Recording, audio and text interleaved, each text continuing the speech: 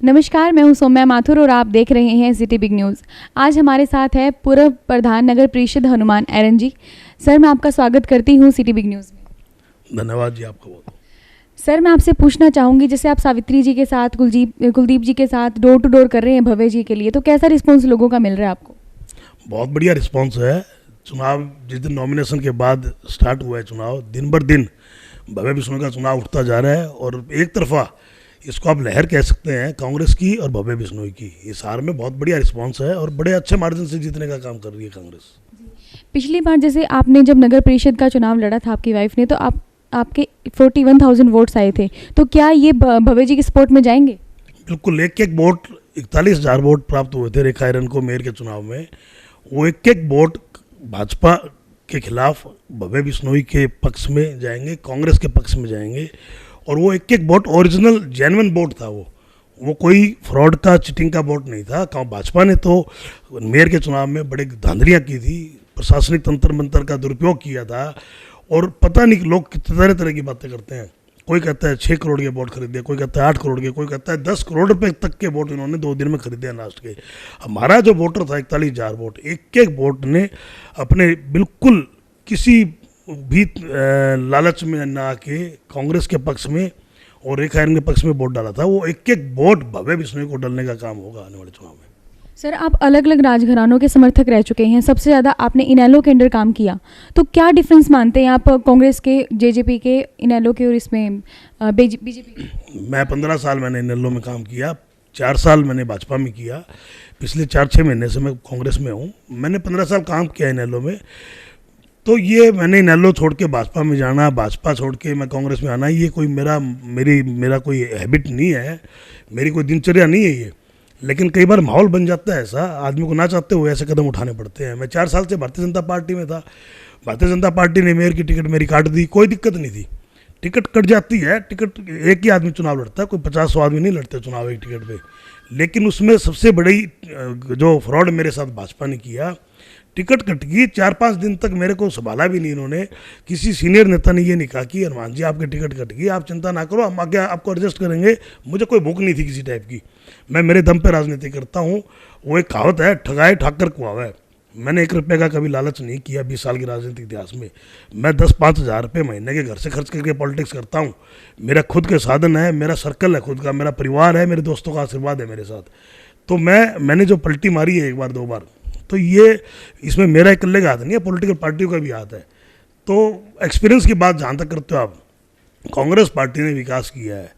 जब से हिंदुस्तान बना है कांग्रेस ने ही किया है। 5 साल से प्रधानमंत्री जी हमारे कह रहे हैं मैंने ये कर दिया, मैंने वो कर दिया।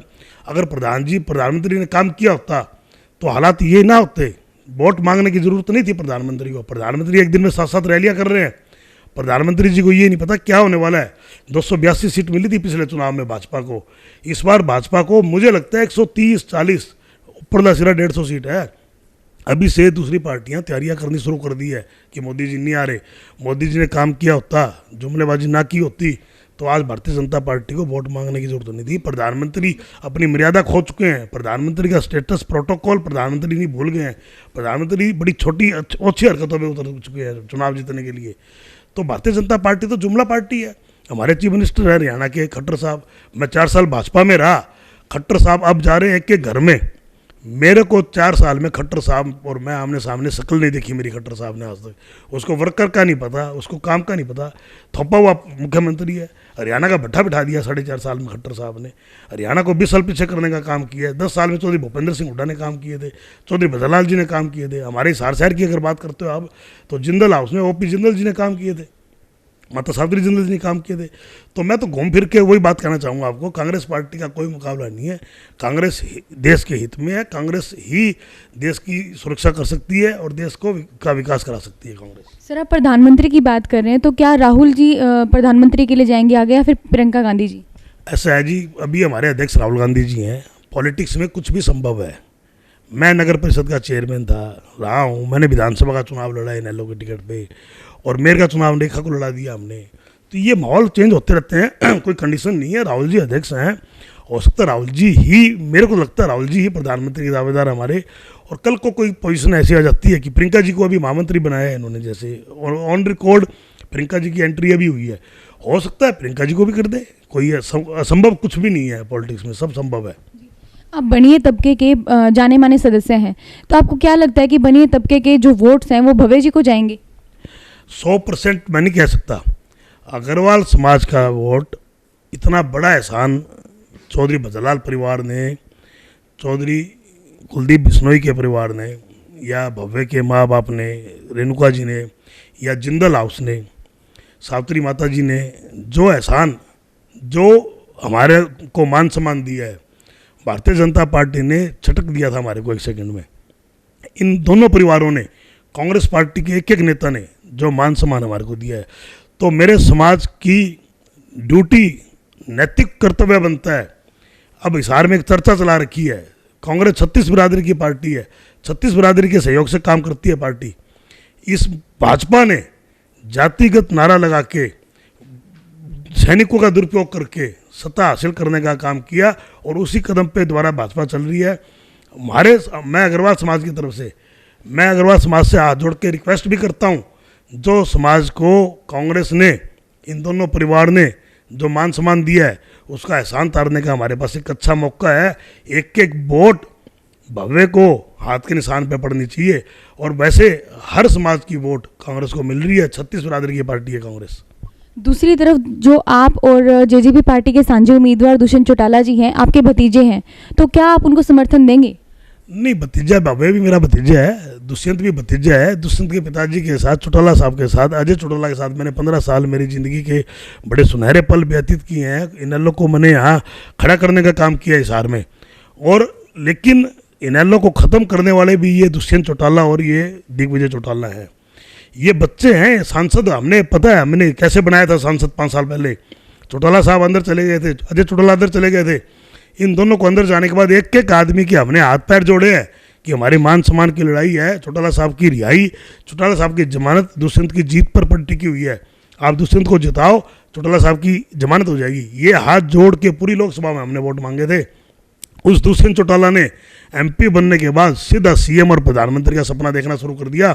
जो आदमी अपने दादा की, अपने बाप की, अपने चाचा की इज्जत नहीं कर सकता, वो आदमी सांसद बनने के लायक नहीं है, कतई लायक नहीं है। हिसार की जनता बड़ा अच्छा कल 12 तारीख को सबक सिखाने का काम करेगी। मेरा भतीजा होना कोई ये नहीं कि सर्टिफिकेट मिल गया उसको वो सही है, मेरा भतीजा भी गलत हो सकता है। तो सर, जो इनेलो और जेजेपी की फूट हुई है, इसका फ़ायदा मिलेगा कांग्रेस सरकार को? 100% मिलेगा। कांग्रेस, एक बात मैं बता देता हूँ आपको, आने वाले टाइम में हिंदुस्तान के अंदर और हरियाणा में तो भाजपा और कांग्रेस दो ही पार्टी रहेंगी। क्षेत्रीय पार्टियों का कोई ज़्यादा सिस्टम है नहीं, लेकिन थोड़ा इनेलो एक ऐसी पार्टी थी जो अपने वर्करों के दम पे मजबूती से चुनाव लड़ती थी। सरकार भी आती थी इनेलो की, जीतते भी थे चुनाव, कभी 32 MLA आ गए, कभी 18 आ गए, कभी 22 आ गए।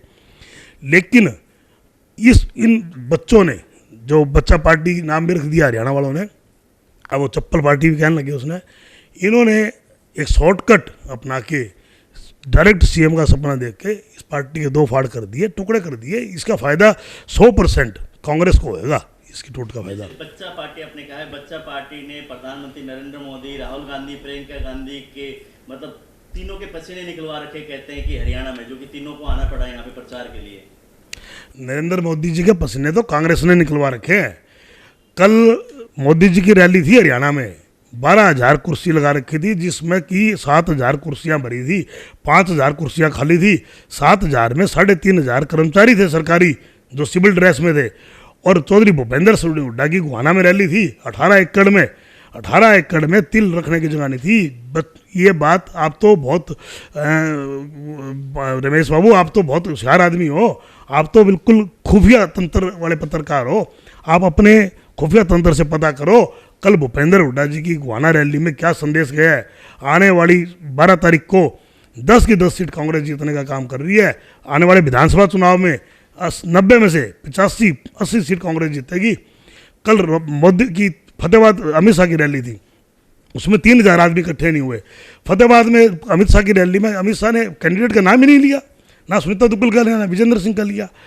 ये कैंडिडेट जो हमारे कैंडिडेट है हिसार से, विजेंद्र सिंह, इसके फादर वीरेंद्र सिंह 47 साल से राजनीति कर रहे हैं। उस हिसार में क्या किया उन्होंने?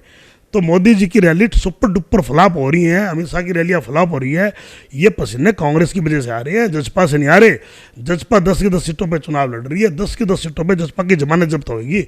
अब तो कल का दिन रहता है, दूर थोड़ी है कोई, आप देख लेना। जैसे आपने बोला कि कांग्रेस की 10 सीटें आएंगी, तो मुकाबला किसी के साथ नहीं मान रहे आप? मुकाबला भाजपा से है 10 की 10 सीट पे। मैं ये नहीं कहता, मैं पॉलिटिकल आदमी जरूर हूँ, लेकिन मैं गलत बात नहीं करता, मैं जो जेन्युइन बात है वो करता हूँ हमेशा। 10 की 10 सीट पर मुकाबला कांग्रेस का भारतीय जनता पार्टी के साथ है, इसमें कोई डर है नहीं। 1-2 सीटों पे भाजपा थोड़ी सी ठीक है, 3-4-5 सीटों पे कांग्रेस आगे है, लेकिन 2-3 सीटों पे टफ भी है। मैं कहता हूँ जीतने को 10 की 10 कांग्रेस जीत सकती है, हो सकता है 7-8 में भी सबर करना पड़ जाए, 2-3 बीजेपी भी जीत सकती है, लेकिन मोटा मोटी मेरा जो आंकड़ा है 7 और 8 तो कन्फर्म कांग्रेस जीत रही है। 1-2 सीट पे टफ है, हो सकता है भाजपा भी जीत जाए। जनता से क्या अपील करना चाहेंगे सर आप सिटी बिग न्यूज़ के माध्यम से? मैं तो हिसार लोकसभा क्षेत्र के एक वोटर से, एक बुजुर्गों से, माताओं से, बहनों से, विशेषकर युवाओं से, मोदी जी ने 4-5 साल पहले 2 करोड़ रोजगार साल के देने की बात करके सत्ता आई थी हिंदुस्तान की। 2 करोड़ रोजगार देना तो बात अलग है, 50 लाख युवाओं को बेरोजगार कर दिया, पहले नोटबंदी कर दी, फिर जीएसटी लागू कर दी। मैं विशेषकर युवा साथियों से, जो नए वोटर हैं, उनसे अपील करता हूँ, हाथ जोड़ के अपील करता हूँ, भव्य बिश्नोई को आप एक मौका दे के देखें। बहुत इंटेलिजेंट पढ़ा लिखा लड़का है, उसके दादा ने भी काम किया है, उसके पिताजी ने भी काम किया है। एक बार आपने सबको देखा है, भव्य को देखो, भव्य आपके बीच में रह के आपकी सेवा करेगा, युवाओं को रोजगार मुहैया कराएगा, वो कैसे भी कराए, चाहे सरकारी कराए चाहे प्राइवेट कराए, उसका एक कमिटमेंट है, उसके दिमाग में है। भव्य बिश्नोई की एज नहीं थी, वो और भी नौकरी भी कर सकता था, और भी कर सकता था। वो उसका मन है कि मैं मेरे दादा के पच्चनों पे चलते, चौधरी जननायक भजनलाल जी के, कि मैं यहाँ हिसार में रह के MP बन के काम करूँ मैं। तो मैं सबसे अपील करूँगा, कल 12 तारीख को एक मतदाता अपने वोट का इस्तेमाल जरूर करे, और एक वोट भव्य बिश्नोई कांग्रेस के पक्ष में डाले। जितने ज़्यादा मार्जिन से आप भव्य बिश्नोई को जिताओगे, उतना ही मान सम्मान हिसार का बढ़ेगा, उतना ही ज़्यादा विकास के काम होंगे। जैसे मेयर के चुनाव में इधर से आप रेखायरन जी भी खड़ी थी, उधर से गौतम सरदाना खड़े थे, कांग्रेस पार्टी की तरफ से आप थे, तो लोगों का ये कहना था कि गौतम सरदाना को दुष्यंत चौटाला ने समर्थन दिया था जैसे जितवाने में, तो क्या लगता है कि गौतम सरदाना उनको सपोर्ट करेंगे? ऐसा गौतम सरदाना को दुष्यंत ने भी दिया था, तो गौतम को ये भारतीय जनता पार्टी में क्या कहना चाह रहा हूँ आपको, ये सारा मैनेज करती है सिस्टम को। ये पैसे के दम पे चलने वाली पार्टी है, ये अमीरों की पार्टी है, ये 5 घरानों की पार्टी है, अंबानी अडानी की पार्टी है, ये किसानों की कमेरे की पार्टी नहीं है। ये सारे पैसों से इन्होंने मैनेज किया। गौतम सरदाना का पक्ष में कोई ऐसा वो नहीं था प्रचार ज़्यादा। अब गौतम सरदाना के पक्ष में दुष्यंत ने वोट डलवाए। मैं एक बात और बताना चाहता हूँ आपको, आज का दिन और पड़ा है, अभी 24 घंटे पड़े हैं। मैं ये मानता हूँ कि दुष्यंत चौटाला हो सकता है भाजपा में वोट डलवा दे कल, भव्य बिश्नोई को रोकने के लिए, कांग्रेस की आंधी को रोकने के लिए ये इस स्तर तक जा सकते हैं। दुष्यंत चौटाला जी कल एक वोट अंडरग्राउंड इन्होंने सेटिंग की है हमेशा। इसने अरविंद केजरीवाल के साथ समझौता कर लिया। जिस केजरीवाल ने SYL पे बयान दिया था कि हरियाणा को एक बूंद पानी नहीं दूंगा मैं कांग्रेस से, कि वहाँ पंजाब से, उस केजरीवाल जो 15 दिन तक राहुल गांधी जी के गेट पे बैठा रहा सड़क पे कि समझौता कर लो, समझौता कर लो, उसको बाप बना लिया हरियाणा का दुष्यंत जी ने। है कैसे वोट दे देंगे इसको?